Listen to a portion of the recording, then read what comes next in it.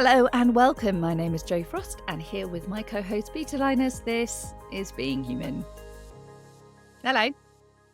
Hey, how are you doing? Yeah, I'm all right. What's happening in your world? Not much. It's grey, it's drizzly, but we are heading off. Our daughter's playing hockey in Holland, so we're going to go and see her and support her and possibly see her get thrashed, as the Dutch are very good at hockey.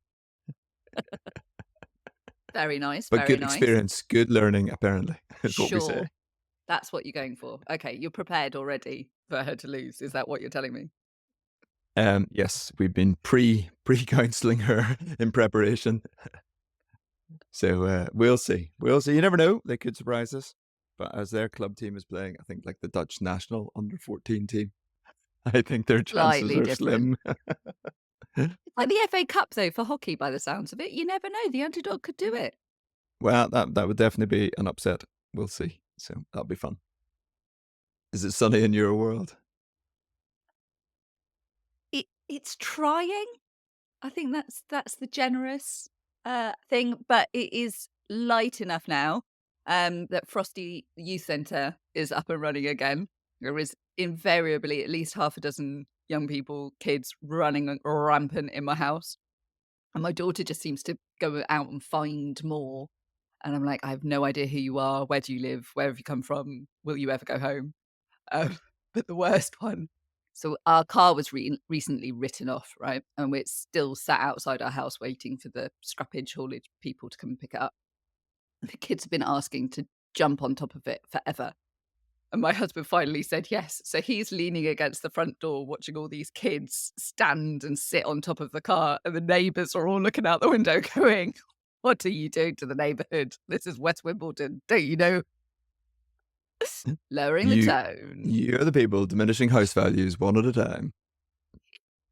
It's beautiful. It's a beautiful thing. Okay, so what are we chatting about today? As I was about to ask you that question, don't put me under Got in there pressure. It first. is social media and the mental health crisis, and particularly, I love suppose, angling on young people in particular, us being parents and avid social media users, but not young people. Well, I mean, speak for yourself. No, I'm just a wannabe. I do notice that you and I are parents. We both have girls as kids, and we're definitely hitting that kind of teenage space. And yet we spent a lot of our kind of professional life chatting about societal and cultural trends. And so on a personal level, I think you and I get asked about this issue more than any other. How do you parent? How are young people coping? What is the impact of social media on the mental health of our kids? And what do we do about it? It happens every time we go out. Yes. Oh, totally. But it is probably worth saying that although we're parents, we're not. This affects everybody. Nearly everybody uses social media in some shape or form. You might be a grandparent, an aunt, and uncle. You might be using yourself. So, because some people suddenly hear, oh, no, we're going to get a parenting lesson. It's not exclusively that. They were definitely going to lean towards that, probably because I think the Molly Russell case is the moment where this probably bounced into the public consciousness most clearly. So remind us, what is that? Which is Molly Russell was a 14-year-old girl who took her own life. This case, now 2022 is when the inquest was heard. So the coroner gave his findings, and he said that she took her own life while suffering from depression and had interacted with harmful social media content. And that this, in more than a minimal way, but legal there, but you know what I mean, more than a minimal way, had impacted on her death and why she took her own life.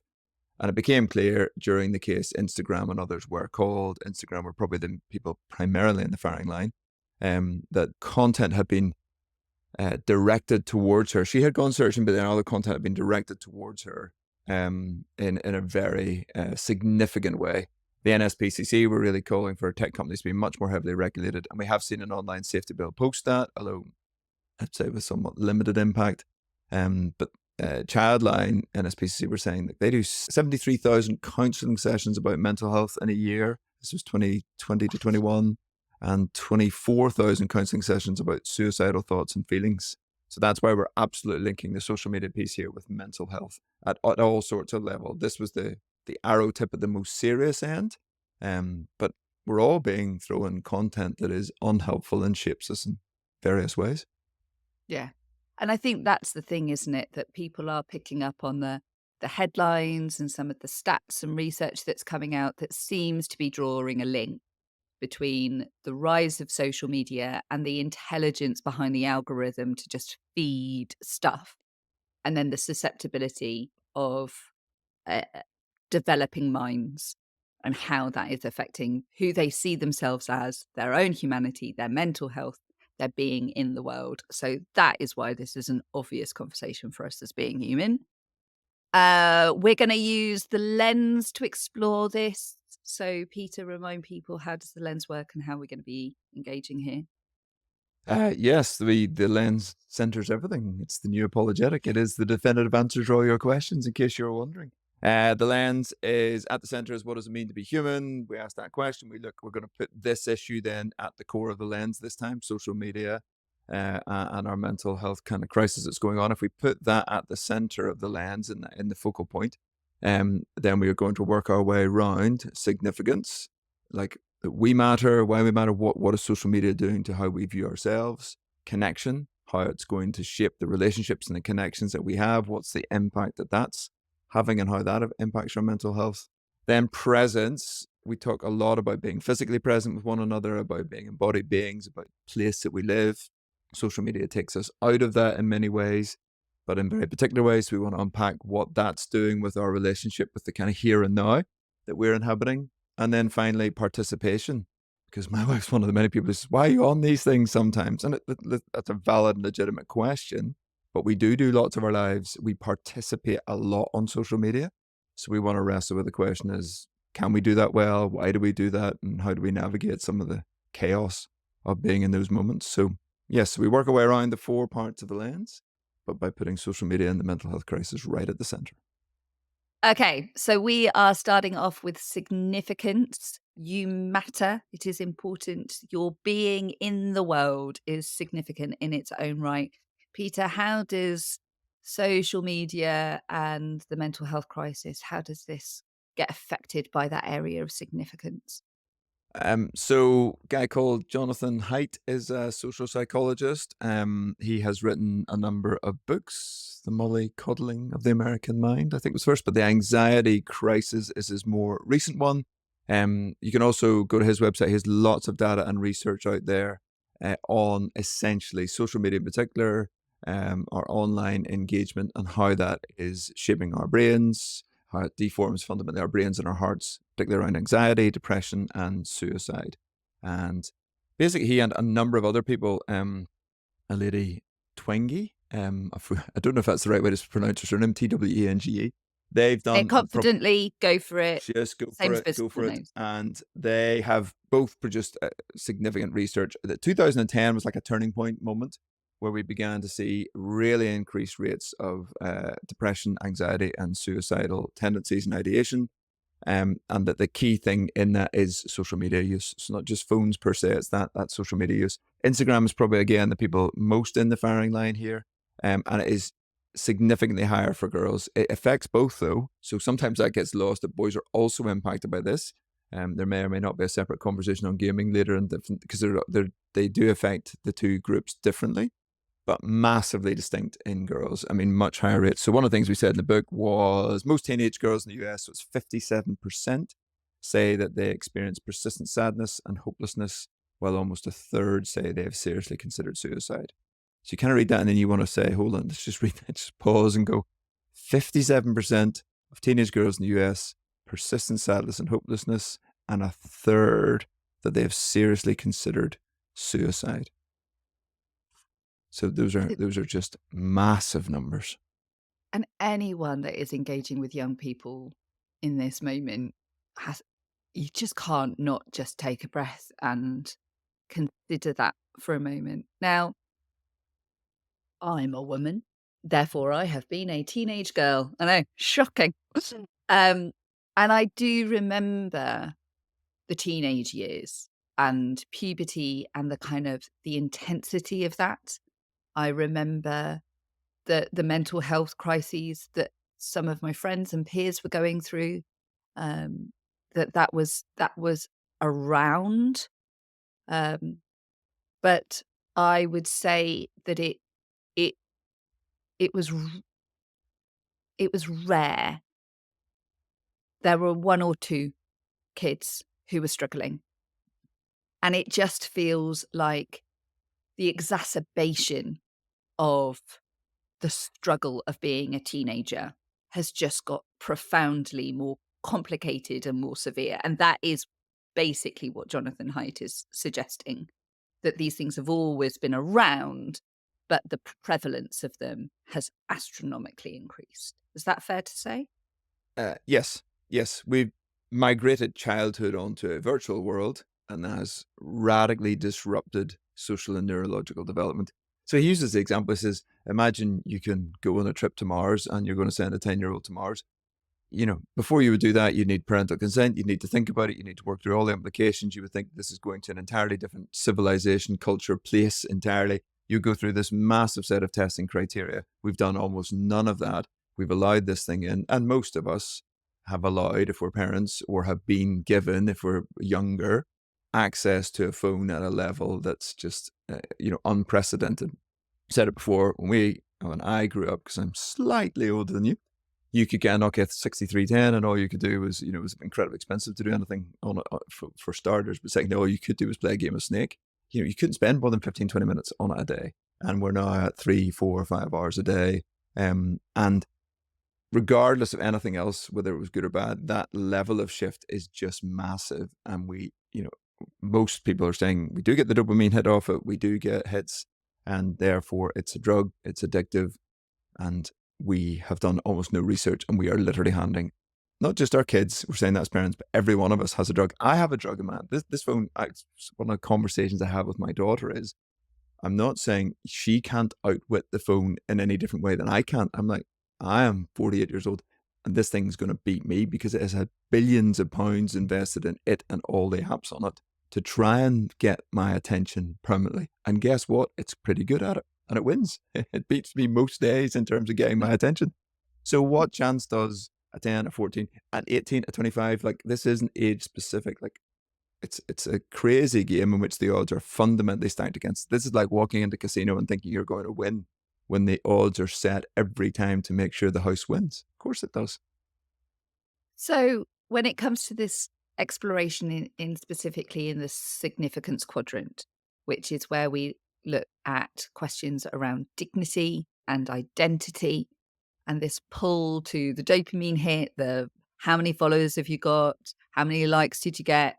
Suddenly going silent. Have you just been trolled or bullied or shadow banned or whatever it is? That kind of roller coaster that social media propels you on.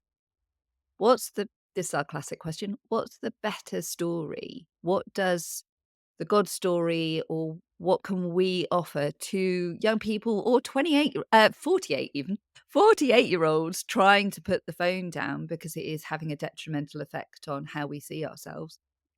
What's the alternative? What's the better story here? Um, it's a really challenging question. I think the first thing is that image does matter because it's easy to kind of go be critical of an image driven culture and say, oh, like what everybody's so image conscious and why is that? And you're like, actually, biblical text does remind us that we are image bearers and that who our image and whose image we are made in is actually really fundamental. So rather than, I think my first tendency might have been a bit dismissive of image conscious, saying that there's a reason this works. We are driven by image. Image is important. So the way we present ourselves, the way we understand ourselves is really critical to our significance. And that's legitimate, but this thing is impacting it. So the first thing to say is it's understandable, it's incredibly important. Um, and then it does go to questions around identity more than probably anything else. You have a profile, you have a bio, you have a way of presenting yourself. We take pictures of ourselves, we tell certain stories of ourselves on social media. All of us do. I mean, my bio tells you in whatever number of characters, 140 on Twitter, something about me. I dread to think what my Facebook bio says at Soul now, but Instagram will create some level of imagery around me. And I make some conscious choices. So it's not my family sharing story space. It's a workspace for me, but it still presents a certain image. So we need to acknowledge that. And you can be on the receiving end of social media pylons.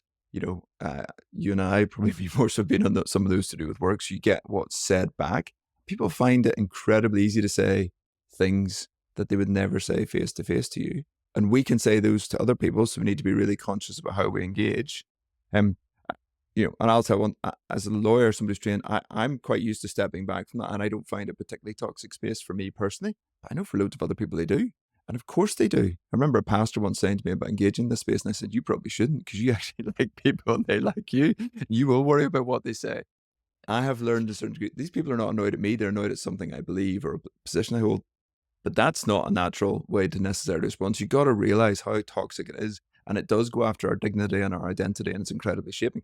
So, yes, we're shaped by a different story, but I also want to acknowledge why it's so significant because our significance is so tied to our image in that moment. So, I think it's really naive just to say, oh, just ignore it or to downplay it. We are going to engage and say, yeah, of course it's important. What would your top tips on it? No, I love it. I especially love that basically we've all just heard you say that you're really weird. So I appreciated that greatly. I don't deny it. Um, I think I think it really does absolutely come down to that question of how do I know who I am? And how do I appear? How am I perceived? How is my identity received? And some of that is a projection. Like you said, you put photos out, you release stories, you offer comment, but that's quite carefully curated. We show certain bits of our lives, but not others. And so there's this sense almost immediately that there's a slight falsehood in the identity we're projecting. And then there's that fear that if people actually saw the real fullness of who we are, what would they then think? And I think that's what social media ultimately plays on. If they knew the real me, what would they say and what would they think? And I think for me, that's where the God story is so profoundly beautiful because there is a being in the world that knows somebody completely, fully, deeply, that sees all of their aspects and says, you are known and you are loved. Come to me first. Social media always puts doubt at the center of the stories. What if they reject you? What if this post doesn't get enough likes? What if they comment? Whereas the God story always says there is no what if. You are known, you are seen, you are beloved. And that is a very different story to the one that's coming out these days. Good. Yeah, that's so good. So good. Now, you've more to say, I know, undoubtedly, but we're going to have to push the connection. I mean, these things are linked, so it's not like these are fundamentally different sections, but it Yeah. naturally begins to lead us to how we do that in a more interactive way with other people.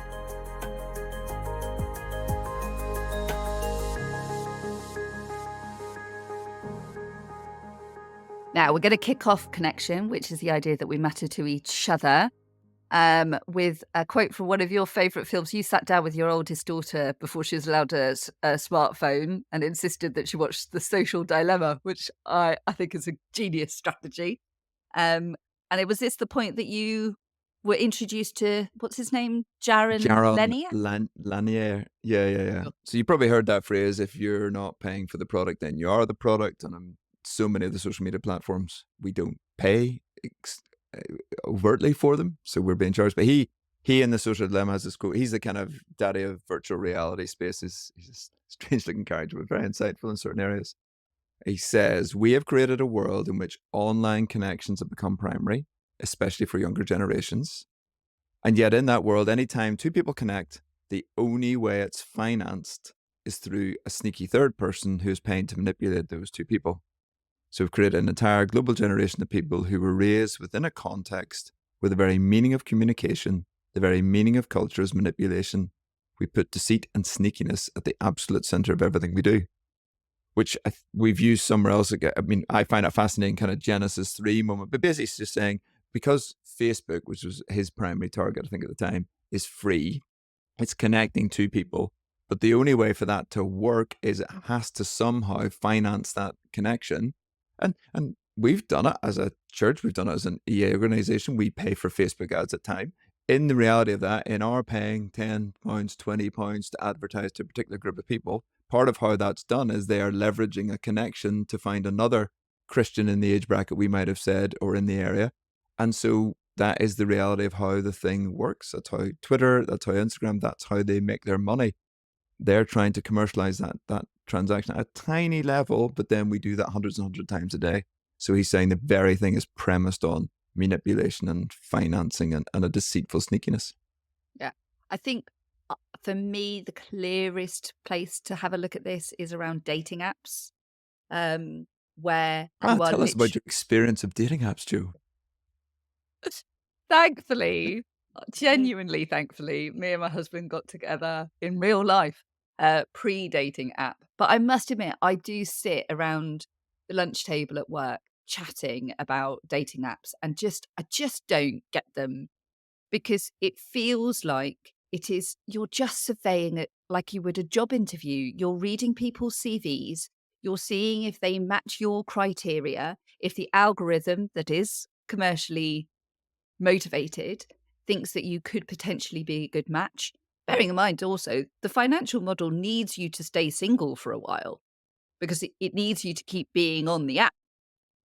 So there's always that. So then you go out and you have a 2-hour job interview, at which point you go, "Yes, we're compatible, let's carry on." Also, what happens when the person who turns up is nothing like the person that you thought you wanted, but is actually the person that breaks all the rules? And I find that kind of mediated, um, the word you just used was manipulated, but I'm gonna go with mediated. There's this mediated relationship that means that in some way, again, you're not quite in control. There's a little bit of doubt, there's a little bit of manipulation, and it screws up our relationships. And we shouldn't be surprised then when 49.6% of adults in the UK reported feeling lonely, um, and 7% of them experience chronic loneliness, which means that they often or always feel alone. That's astounding. Go Yeah, we have these data points about loneliness. Like we are in a loneliness epidemic. We had a loneliness minister appointed, I think it was in 2019 in the UK. I'm not sure they're still there. And then it was like nobody knows what to do because we know that social media is a factor in this. We know that online time is a factor. It's not a simple linear, oh, just because we're online, we're suddenly lonely, but there is a massive correlation. We have to look then at whether what causes it and how it all holds together. So we're not trying to paint a simple, social media bad narrative. We both have social media and we'll talk more about how we use it in various ways. And we're not saying we've got it right either. So it's not a simple critique, but we can't also deny the level of stats around how life has changed and what it is doing. One of the results is huge levels of loneliness. Another result is the inability to hold that kind of basic startup conversation that you might have had in early days of dating, the kind of water cooler conversations because of work from home. There are small ways in which we've lost some of the smaller art of conversation, chatting to people in the tube. It's a funny thing as an outsider, if you go into London and try and chat to anybody in the tube, as you know, very weird. Don't do it. You're But not and I'm allowed. not saying I do. I know you're not allowed. It's weird. But those spaces of even just small levels of conversation have transitioned, and you don't tend to have it between neighbors the way you used to have. But we do different. We do conversation online, but it is different. It's not bad necessarily, but we have to acknowledge you can't read social cues in the same way. You can't see the visual necessarily, depending on what format you're using, and it's very curated, and that's very different. And because these connections are happening in a virtual space, there is an isolation built in. You are connecting, but right now, Peter, you're not in my physical space. Where there's an ocean between us, which means even in the connection moments, there is a gap, there is an isolation. And I find it fascinating what that does to us. Miley Cyrus' Flowers was the biggest song of 2023. And the whole point of it is I don't need you to make me feel better. I can buy myself flowers. I can talk to myself for hours. I, I don't need you. And that whole idea that connection, love, I love myself better than you can, again, is just this kind of, I need to create my own island. And we're not considering the impact of isolation and loneliness will have on our mental health. Ted Lasso just makes me laugh. Um, And there's this brilliant clip in season 1 where Ted walks up to Rebecca, Hannah Waddingham's character, and asks her if she's ever been to a therapist. To which she laughs and says, "Why would I if I can diagnose myself in a heartbeat? I thought being invulnerable would protect me, so I pushed people away for years, leading to my greatest fear, being alone." And you're like, and that just sums up so many of the conversations that I have with people about this idea of self-protection and self-affirmation, but actually all that does is disconnect us from the people around us. Okay, so we could probably push in, and I mean, if you're listening, you undoubtedly have your own stories about how social media is impacting your connections. And again, we want to say, I have connected with people on social media spaces, sometimes through DM and others. You've built work connections or just interesting engagements. Anybody invites me to speak, I always have to say, please email me because I can't never find them where somebody invites you on Twitter or Facebook. And you're like, just email me. I can never find where it is, and then I'll not turn up at your church because I'm like, where am I supposed to be going?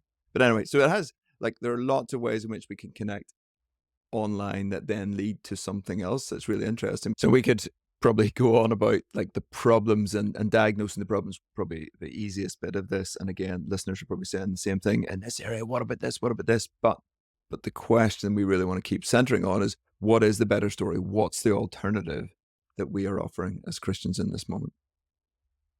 I think the the conversation here is around expressive individualism. If I'm the center of my story, all of my relationships, all of my connections, they revolve around me, which is why Rebecca has pushed everybody away, which is why Miley Cyrus is singing that she's going to buy herself flowers. She can't trust, she can't put herself out there. It's too risky, it's too vulnerable, go away. Instead of recognizing that actually generosity in a relationship, connection that goes beyond how somebody makes me feel, but actually is about accepting and loving the wholeness of who we are and engaging on that kind of level.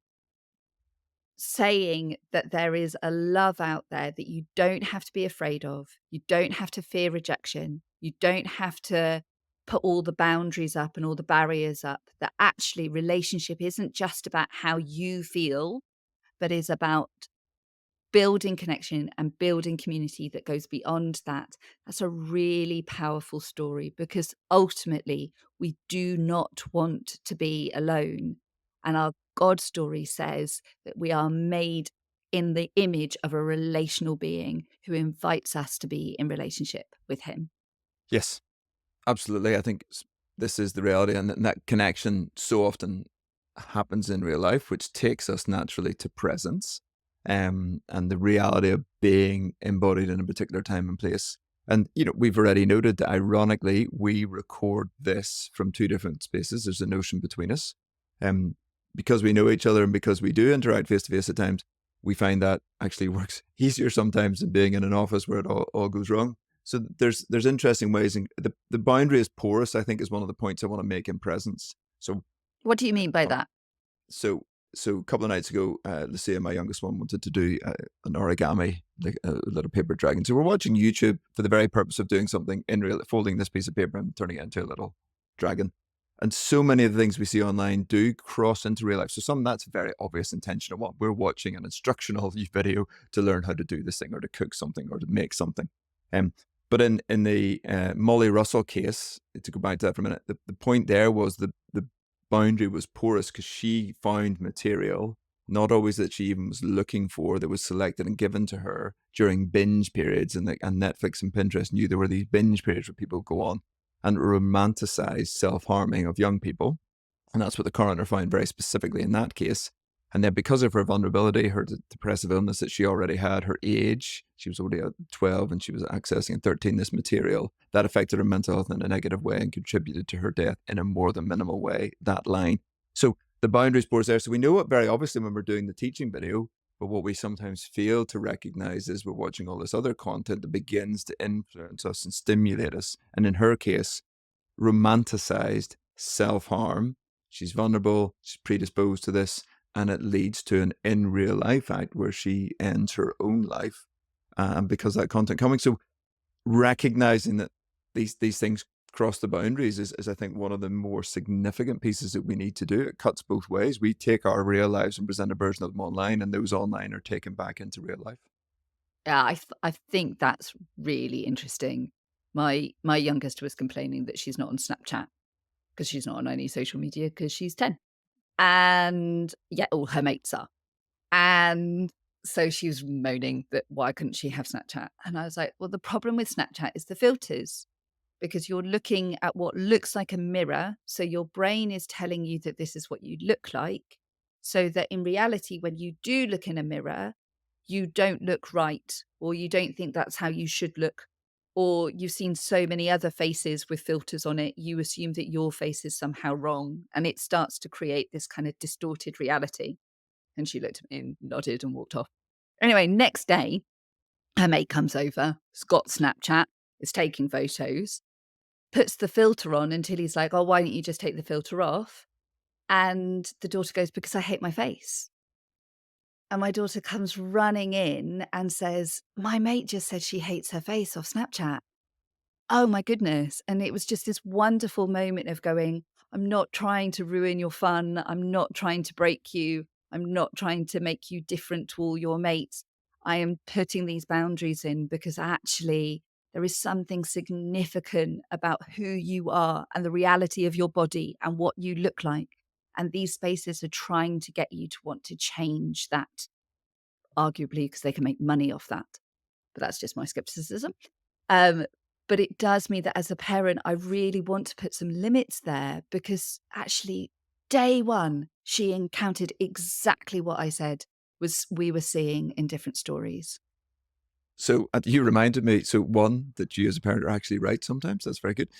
Your daughter recognized that, but actually we wrote this somewhere in the book. So in 2018, researchers discovered that 55% of plastic surgeons are now seen by patients looking to improve their appearance for selfies. So they want to recreate the effects of social media in real life. Again, that porous boundary piece where they're going to the surgeon, make me look like the filter makes me look like, so that I can be like this 100% of the time, not just in the image, and so, we're not going to go into detail in this episode on pornography. That's another thing that creates a perception of what's available and what's real. And the filters do that. And that probably the perception versus reality is the second point, certainly for me, which, and the kind of moment for that was the Princess Kate photograph. And Um, now the most famous Mother's Day photo in the history of the world. Basically, so there was sort of rumors and speculation going, and lots of people then apologized and felt bad for this because the photo goes out, it's used by all the main photo kind of for agencies, and then they start to withdraw it because they realize that it's been manipulated. Back to that word again. At what level and how, everybody can debate. That's fine, but fundamentally, there are a few clear things that have been adjusted in it, and it's a perception reality. That photo was, I think, being released to try and say all is well. It completely failed on that story. We've now subsequently discovered that Kate had other things going on, and so we want to recognize that and absolutely be praying for her and her health in this moment. So it gets more complicated, but fundamentally, it's often the thing that we put out an image to do one thing, and it does something else because perception and reality aren't matching in these moments, and it has this very destabilizing impact on the conversation and what's happening. Yeah. So much of that story is fascinating. What I found really interesting was how quickly social media lost their mind over that photo and all these sorts of conspiracy theories coming up saying, oh, it's been AI'd and all the rest of it. And I was like, dismiss, dismiss, dismiss. And then it kind of ratcheted up a level and people started saying, no, no, look more closely. And they could pinpoint where the cuff was wrong or where the fingers were wrong or um, I think, Charlotte's wearing a boot with a heel in one and then a flat in the other and all this sort of stuff. And it's a bit like one of those almost like a magic eye image where on the surface, it all looked fine. Your perception and your reality didn't seem to clash. It wasn't until you looked more closely that you realized, actually, this isn't real. It has been altered. And I think that's the other challenge of users is that discernment. This is real, this is fiction, this is fake, this is a cartoon, this is real life. that is being blurred more and more, and that is causing so many problems when you can't navigate what is real and what is fiction. That's a terribly destabilizing space to be. It is. Oh, absolutely. And I think this again is going to be our challenge then to what is the better story and how do we land that to be embedded in local community, in real life, in places in which you can't put on a filter when you go meet somebody in a cafe. You can put on a version of it, I guess. You put on some makeup, but fundamentally body language becomes much clearer there. Direct engagement is very different in that space. Um, and you probably want to say, like, one of the responses is I think sometimes the over vulnerability, then people overshare online and try and be arguably way too honest to a wider public. And I don't think that's a healthy response either, especially when we're thinking about mental health in this moment and how we engage in that. So it is for me trying to navigate the realities of we are embodied beings. These are frail and finite bodies. There are things going on in them. Brent last night emailing just to saying he'd had a cancer diagnosis and then it got much worse, and just the realities of navigating that space, what that took him back to, his first wife dying of a very similar kind of diagnosis, and just processing that, but having to do Yeah. that via email with him right now until we can set up a Zoom because he's based. There are four of us who went to college, one in Scotland, one in England, one in Ireland, one in Canada.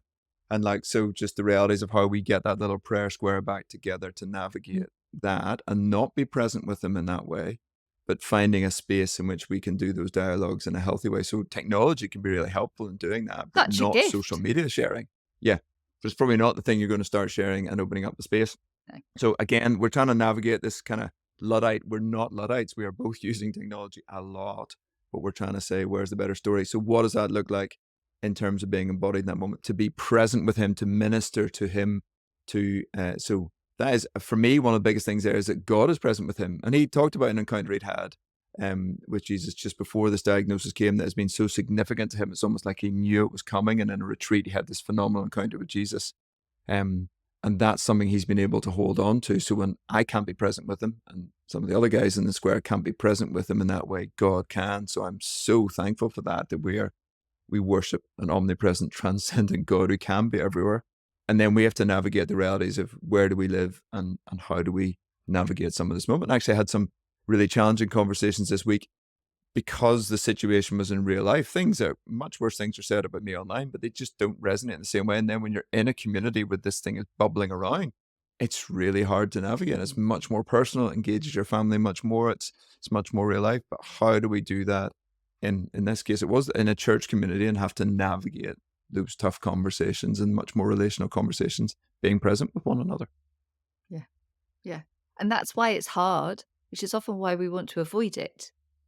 Because I don't know about you, but I quite like avoiding conflict, quite like avoiding difficult conversations, quite like avoiding people when I'm feeling a bit rubbish or a bit vulnerable.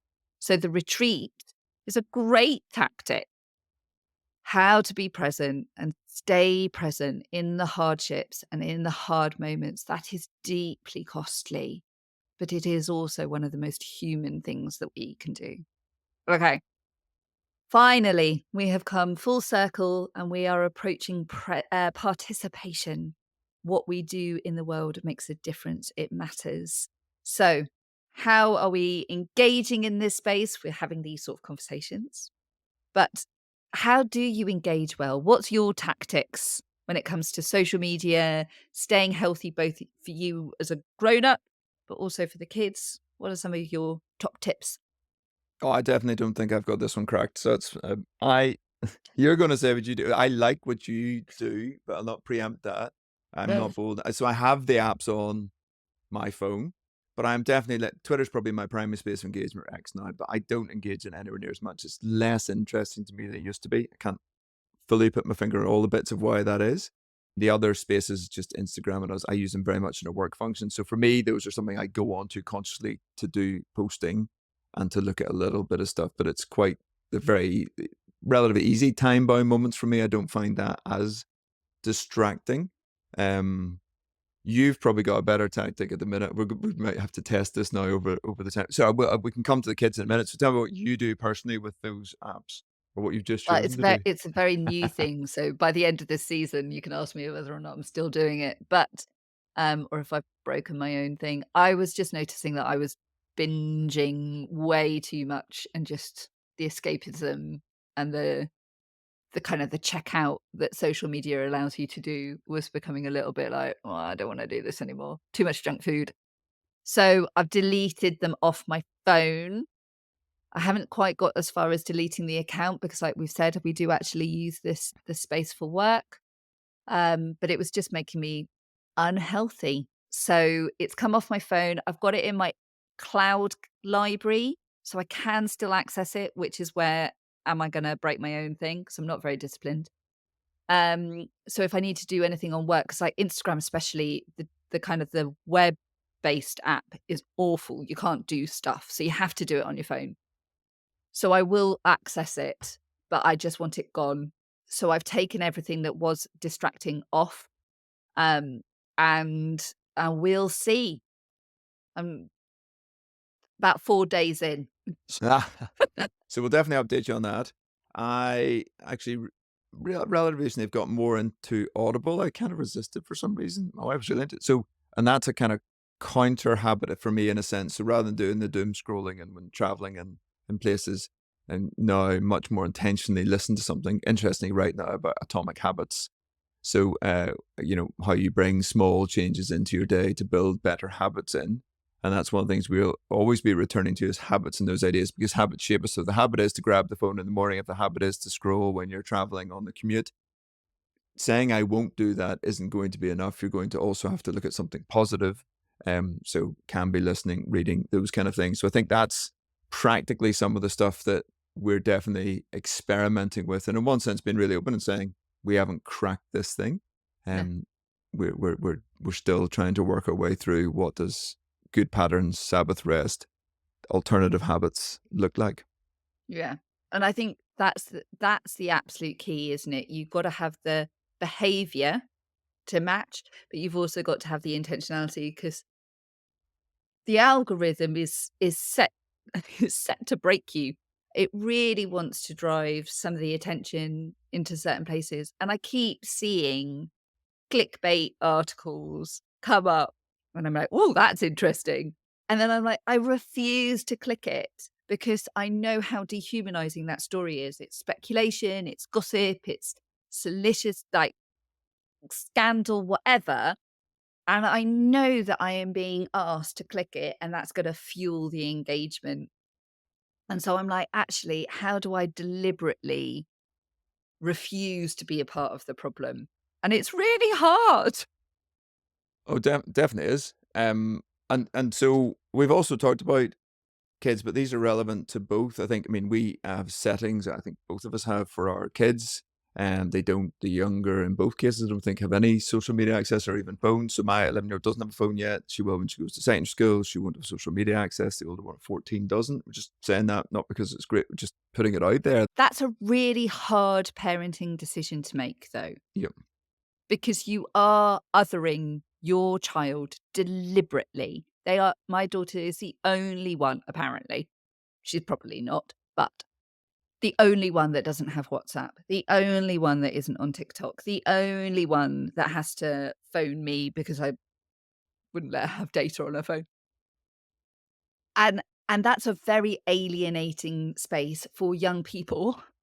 But what we're arguing is that actually the mental impact that that alienation has is still less significant than the mental impact of being on some of these platforms. And I'd rather take the hit there than take the hit somewhere else. But there's a constant dialogue between her and I on, do we have to adapt? Is there something that we have to change? You're suddenly in a work group out of school and everyone's talking on WhatsApp. What do we do? But it's hard to say no to your kids. Yes. Oh, listen, if my wife didn't take a stronger arguably view, my kids would probably get away with a lot more. So she's stronger on this in a healthy way. And we have slightly different things going on there. So, for example, my older at 14, she does have WhatsApp, but doesn't have any of the social media channels. It's so WhatsApp allows communication for certain things. But you can hear me even almost sound like I'm justifying it. So we're all processing in real time what's good and what's bad. But one of the things that's come up quite a lot in mainstream media recently is about setting these limits. This isn't just a Christian idea. I think our society has begun to realize this. Jonathan Haidt is coming at this from just a social sciences perspective. We'll put a link to an article actually from PC Mag. I was just looking at a number of things they were saying. One, you can do this. Two, you should do it. Three, you can even roll back, which feels like the hardest, and they acknowledge it often is. But the very practical things that we've already talked about, which is, change the notification settings so they don't come up on the home screen. You can set focus times when you're doing some work. Most of us probably do that. Managing screen time with kids. So again, there's boundaries set for my kids, and my own phone goes off, and only text from the family members can come through after 10 o'clock at night. And I didn't use it. I liked the 24-hour contact thing. That was my old lawyer thing. You're always available. Quite was up for that. And it's like, that's daft. Why would I bother? So I've just switched all those around and realized that I can be in control of so many more of those things. Because I'm not great, I set those settings primarily and then just ignore, they're great. They work for me. I put mine on the darker setting, which is one step, but grayscale, I think, is the thing you really do if you're the Center for Humane Technology was set up by guys who set this thing up. The pings and the red and the alerts are the things that we really love as human beings. So taking a lot of those things off. So there's lots of ways of setting things up. Even the way you set your phone up, what apps are on the home screen, what are up front, the utilities that you actually use, and put the other things back. And then the bolder step that you've talked about was to take them right off the phone and put them into a different device. So there are really practical ways of engaging in this conversation as adults and on behalf of the others that we think are really important to protect our own mental health and our own Yeah. sanity, frankly. And having the confidence, I think, to keep the dialogue open if you're trying to navigate this within the family setting and with other parents, because the pressure parents feel to make sure that your kids fit in. As soon as you start talking to other parents, you discover that you're all battling the same issues. You're all struggling with the same stuff. Talk to other parents. Find out where they're hearing the pressure. Engage. But as much as anything, you're going to laugh at me. Hospitality, as much as you can. Build in real life moments. My daughter was asking me yesterday if I mind her going out and playing on the street all the time. And I was like, I'd much rather you were out playing with your mates than you were sat in the house on a screen. Go. And she was like, oh, great. Because actually that is where they're going to build their sociability. That's where they're going to have to navigate conflict. That's where people see their actual faces. Um, as much as possible, keep your house open, keep your community engaged, do as much as you can in real life because it's a beautiful thing. And it requires a time investment. Let's not kid ourselves. I think it was Women's Hour I was listening to just yesterday in the car. And again, it was saying how often, confession time, almost how often we set devices down in front of people. How often do we let them parent, babysit our children? And listen, I've certainly going to confess, I've done that, I'm sure, at time, like I have. But there is an investment, as you've said. It's not just saying, hey, you can't have the phone, you can't watch this now, but we're going to do this other thing. We are going to go out, we're going to bake, we're going to make whatever it is that interests, and that requires time from us to engage. Whether it's a parent or as an individual, we have to build in a different habit, the listening to the audiobook or going for a run or going for a walk, getting your step count up, whatever is your thing as the alternative. These things will beat us if we just try digital absent like on its own. Just straight detox 99.999% of the time will not work. So you got to replace it with gratitude, with hospitality, with an intentional engagement. Somebody like Kintsugi Hope, one of our member organizations that actively engage in the mental health space. Like, what is the proactive, hopeful way in which we move forward into this space? Because there is a mental health crisis. That is just the reality of the time that we live in. And we can analyze all the reasons why, and we've done a little bit of that. But man, are we hope carriers in the conversation as followers of Jesus. But we have to bring that into the reality of where people need that right now, which is in the mental health space. Small patterns, small engagement, small meetings, small steps, most of these are, but lead to significant change over time. Yeah. So we are out of time. We could genuinely talk about this for a huge amount of time. If you are going through any kind of mental health challenges, do talk to people, do get out there, do find some help. There is no shame in asking for help. We've been chatting about some of the impact and some of the contributing factors, but anyone can go through a mental health crisis. Anyone can find themselves in a place of difficulty. But please go out, get some help, talk to somebody, find some support. If you'd like to dig into some of the deeper questions that we've been exploring today, we've been quoting from our own book. So do check out Being Human, available at all major retailers. But otherwise, until next time, take care and God bless.